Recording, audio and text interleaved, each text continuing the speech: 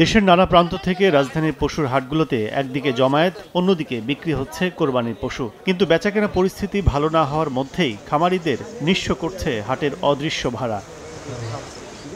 তথ্য অনুযায়ী ঢাকা পর্যন্ত এক একটি বড় আকারের কোরবানির পশু নিয়ে আসতে গাড়ি ভাড়া প্রতি গরুতে ২০০০, গোখাদ্য বাবদ ৩০০০ ও সঙ্গে আসা প্রতি জনবলের জন্য দিনে ২০০০ টাকা সহ ৫ দিনে মোট খরচ দাঁড়ায় ২০,০০০ টাকা। তবে এখানেই শেষ নয়, গাবতলী হাটে অঘোষিতভাবেই নেওয়া হচ্ছে পশুর আকার অনুযায়ী ৫ থেকে ২০,০০০ টাকা পর্যন্ত জায়গার ভাড়া। হাটে খরচ আছে এখানে, এই যেখানে আমরা গরু এখানে রেখেছি, অর্থাৎ যে ওনারা যে ব্যবসায়ী করছে ওনাদের সাথে আমরা একটা চুক্তিভিত্তিক করি আর কি।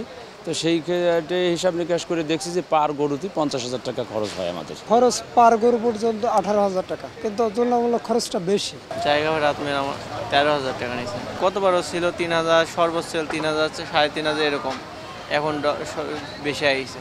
নিয়ম না থাকলেও বাধ্য হয়েই এ অর্থ দিতে হচ্ছে পশু মালিকদের। এই বিষয়ে ক্যামেরায় অস্বীকার করেন অনেকেই। গতবার তো মোষ নিয়ে আসছিলাম না, নিয়ে আসছিলাম গরু এরকম ৩০০০ করে দিয়েছিলাম পিস প্রতি, আর এবার মোষে দিলাম ৫০০০ টাকা করে।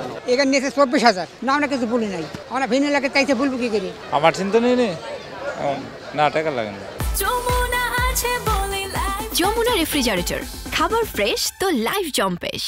হাসিল আদায় ছাড়া অন্য কোনোভাবে হাট থেকে আয় করার নিয়ম আছে কিনা তা জানতে চাইলে সাড়া মেলেনি হাট কর্তৃপক্ষের। বিষয়টি গড়ায় র্যাবের কাছে, যাচাই করে ব্যবস্থা নেওয়ার কথা জানায় সংস্থাটি। ইজারার যে নিয়ম অনুযায়ী তারা ইজারা নিয়েছেন, আমি ইজারাদারদের সাথে আপনার বিষয়টি নিয়ে কথা বলবো এবং যাতে ব্যাপারীরা কোনো অসুবিধায় না পড়ে এই ব্যাপারটা আমরা তাদেরকে জানাবো। রাজধানীর শুধু গাবতলী হাটেই কোরবানির উপলক্ষে আসে প্রায় ২ লক্ষাধিক বিভিন্ন পশু। বিক্রি না হলেও পশু মালিককে দিতে হয় হাটের এই অদৃশ্য ভাড়া। কাজল আব্দুল্লাহ, সময় সংবাদ, ঢাকা।